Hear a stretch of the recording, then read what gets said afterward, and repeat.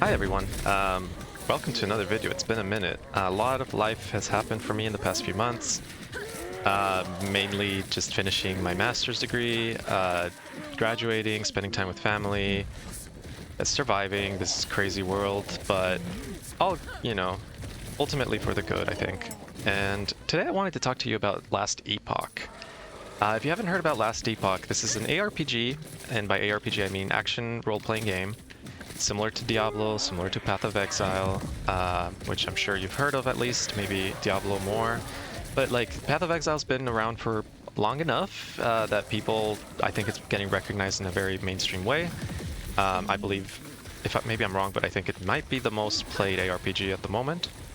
And for a good reason. The game is ridiculously good, and it's one of those like games that is almost like a sandbox where you can just kind of do whatever you want. But anyway, I wanted to talk about Last Epoch, not Path of Exile. Last Epoch came as a surprise to me. So for the past few weeks, I've been feeling kind of lost. I just mentioned I graduated, and I'm figuring out what to do next, what my next steps are. I've been baking a ton of bread. I think I'm gonna start a micro bakery. I don't know, having like my quarter life crisis. Basically. And this game really caught me off guard. I didn't expect to like it this much. I think a game hasn't hooked me this hard since like I seriously can't tell you. I think Supervive got me hooked, but like it's different when you get hooked on PvP games and like RPGs. It's just kind of different. I definitely have not been hooked in an RPG in a very long time. As a kid, I would play Final Fantasy, Pokemon, World of Warcraft, and I would always get really hooked in those games, but there came a moment when I just wasn't able to do that. I was just really into PvP games like League of Legends or Overwatch, and I think this game might change that for me. For the first time, I feel like really invested in learning a game that's not necessarily a player versus player game or a team-based game. And there's a couple reasons why, and I want to talk about those. Last Epoch, like, I had not heard about this game. It's, to be honest, it is fairly new. It's been around as early access for a while, but not everyone is looking into everything in early access. I'm also someone who's fairly casual in the ARPG world. I've played Diablo 2, 3, 4, Immortal. I've played a little bit of Path of Exile, and I'll talk more about that in a second. I've also played a lot of like random ARPGs when I was younger, like Titan Quest, Fate, and I'm sure there's others that I'm not thinking about, but this is a really cool genre, right? There's a reason why people play it. Looters are fun. There's like a specific kind of itch that these games scratch. They're fun. Infinite scaling usually, just kind of pushing, looting, killing monsters, feeling like a god. It's you know what I'm talking about, especially if you're like interested in this game. But I think my biggest issue with ARPGs is that they often feel either too complex or too shallow, if that makes sense. And I think a really good example of this is Path of Exile versus Diablo. Path of Exile is really highly acclaimed by its player base, by people in general, people who play ARPGs. It is one of those games that's kind of like once in a lifetime kind of game. It's crazy, and it shows. They've been around for a while. It's a free game. It's impressive. Yeah. However, something that always put me off from Path of Exile is just how complex it is. And I understand. I've had friends and people, and like my brother and a couple friends who play Path of Exile have always told me, like, it is complex, but you can always just follow a build, you can follow a guide, and it's fine. And I get that. Like, sure, I can do that, but I don't really want to. I don't really want to have to learn a lot about a game before playing the game in order to enjoy the game, if you understand what I mean. I get that sticking with Path of Exile is like super rewarding in the long run. I've heard people say like, yeah, once you sink like 300 hours into it, it actually starts getting like really fun. And I believe you, I do. But I have ADHD, and if I don't enjoy something, like, you know, I'm not that forgiving if something overwhelms me from the start. And I feel like Path of Exile does that. I've tried it, I don't know how many times. Granted, I could give it a more honest try. I could really try to push myself to do it. I've never been able to. It feels overwhelming. And maybe in the future, maybe now that I'm getting more into the genre, I'll enjoy it. Like maybe Last Epoch is like a gateway drug into Path of Exile. Hey, maybe. But also, I don't know if I want it to be. I'm enjoying this game so much. For what it is so much fun. I think this game really respects your time as a player.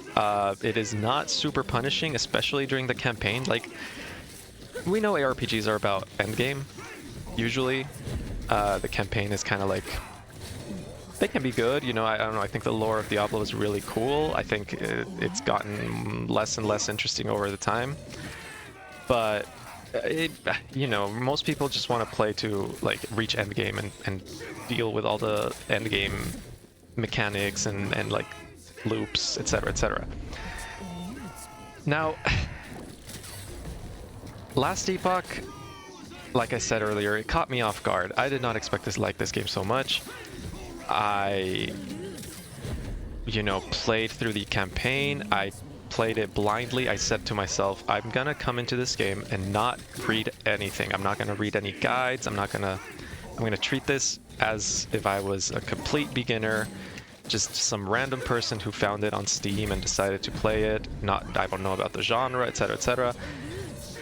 And obviously, you know, I can do that to a certain extent because I am familiar with RPGs and how they work, but I did definitely come in blindly. I didn't know about stats, I didn't know about the crafting system, I didn't know about the end game or what to expect. I just came in and played and had fun. And everything else came with that, if that makes sense. Like, I don't know if this is something that happens to some people here, but I have a really hard time with crafting systems. This happens to me in most games. I do not like learning about crafting systems.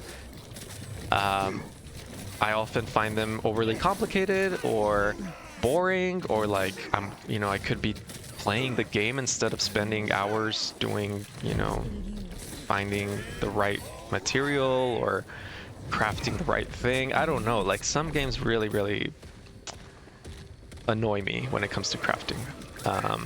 And to the point where I've stopped caring about it, but obviously I know it's such a big part of most games nowadays that like it's hard to avoid it completely without feeling like you're sacrificing something. However, Last Epoch's crafting system, and I've heard this sentiment here and there on Reddit and maybe some other YouTube videos, is maybe the most intuitive and maybe the best crafting system of any ARPG ever. So first of all, you can access the forge wherever you are. You don't have to go to town to do this. You can just open up the forge. That is great. Honestly, I like that. You can throw your items in there, and you have what are called prefixes and suffixes. Essentially, if you know what prefix and suffix is in English class, I'm sure you've learned about this. A prefix is a word that comes at the start, and a suffix is a word that comes at the end to change the meaning of the word. So for example, promotion versus demotion. Pro and D are two prefixes that mean the opposite of each other. One means like going up, one means going down.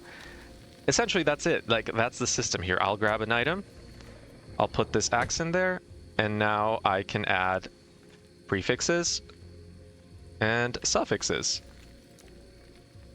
I can improve the chance to poison on hit, or any of these things. I really want to make a very beginner-friendly guide for crafting because some of the guides I've seen on YouTube, once I reached Endgame and I was like, okay, I actually want to learn about the game.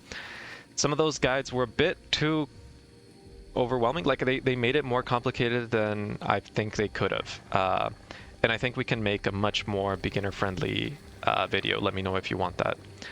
But that's it. You add things to the item, and that's it.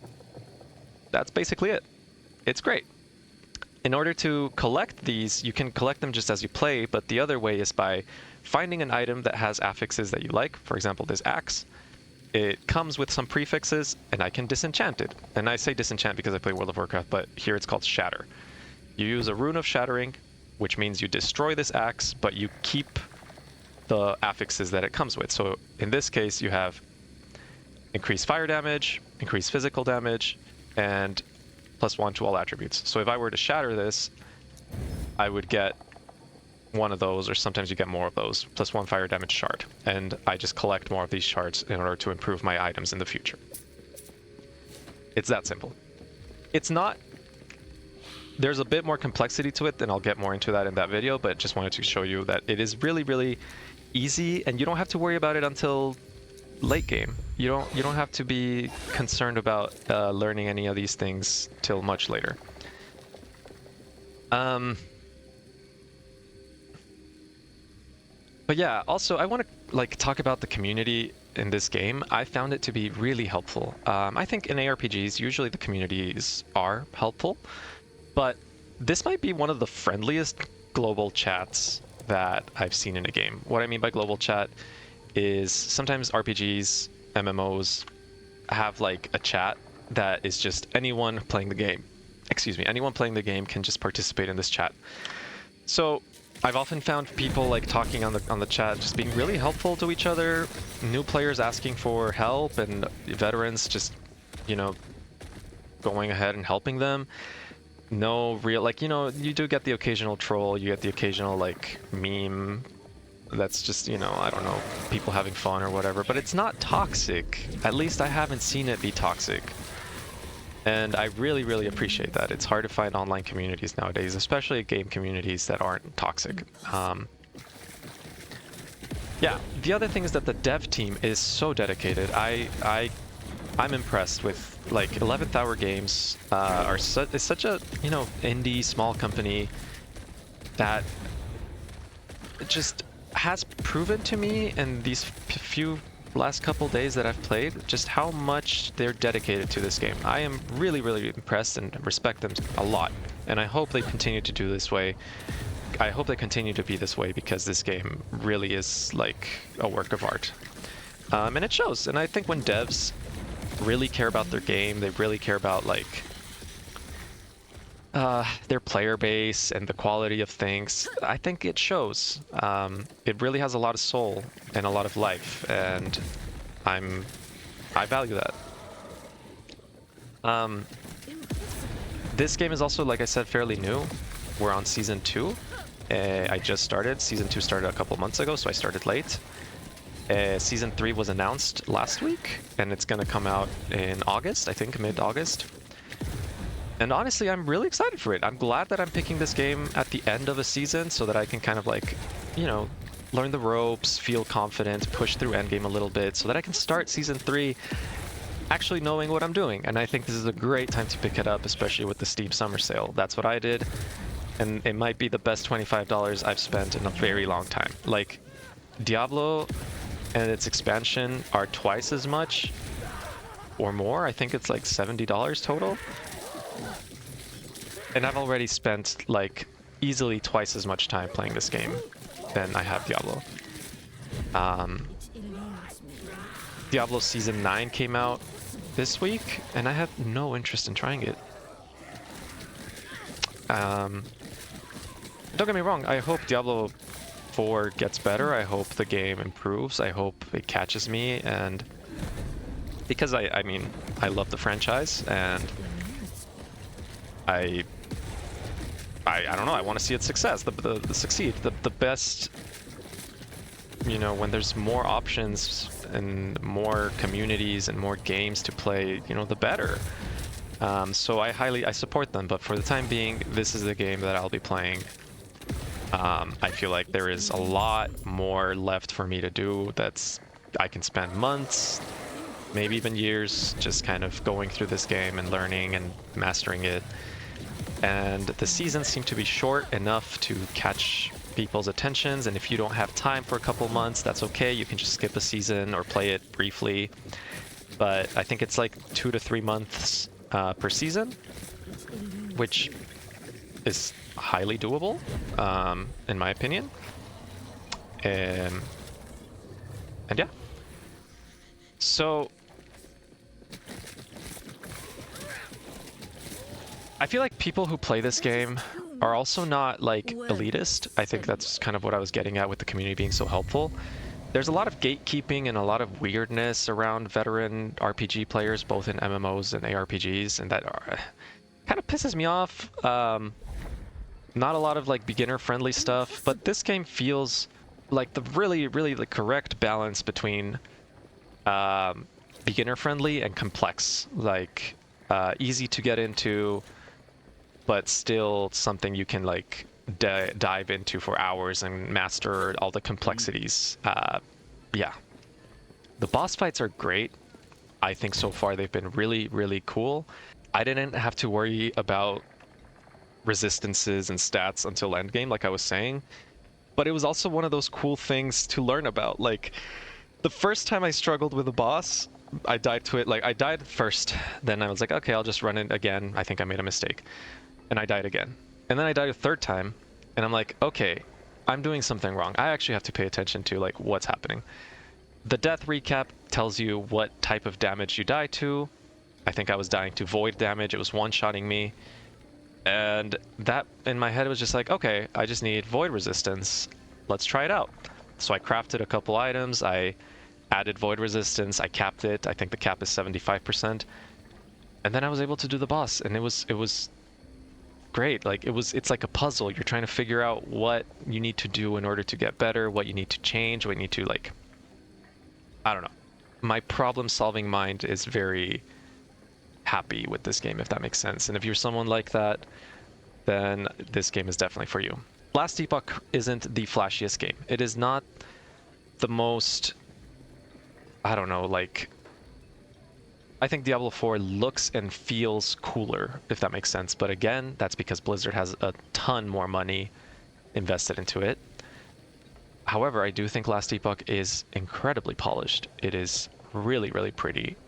It feels good to me, not only aesthetically, but also mechanically. And I think that makes a game good, especially an ARPG. So if you enjoyed this video, please leave a like. Please, if you buy this game because of this, amazing. The more people, the better. I've been playing this game on my Steam Deck mostly, and it runs great. If you're someone with a Steam Deck who wants a game to just sit down and play through, definitely pick it up. It's got offline mode, which is amazing because you can just play it while you're traveling. Like, you can have an offline mode character that you use for if you're someone who travels with a Steam Deck or a laptop, then that's perfect. You don't need an internet connection to play this game. And you get all the updates, you get everything. It's fantastic. More games should do that. It's unfortunate that it feels like we don't own our games anymore, that they just exist. You know, we buy a license to play them rather than actually own them. But yeah, I've been wanting to make beginner-friendly videos. If that's something you like, let me know. If you have ideas for videos, let me know. I'm probably going to cover like basic crafting guides, system guides, maybe lore videos, anything like that. I'm really invested into this game now. So if you enjoyed this video, leave a like, subscribe, let me know if you did. Yeah, and if you have any questions, feel free to ask. Like I said, I'll probably be streaming every day and making content, so stay tuned. With that being said, hope you have a great weekend and have a good one.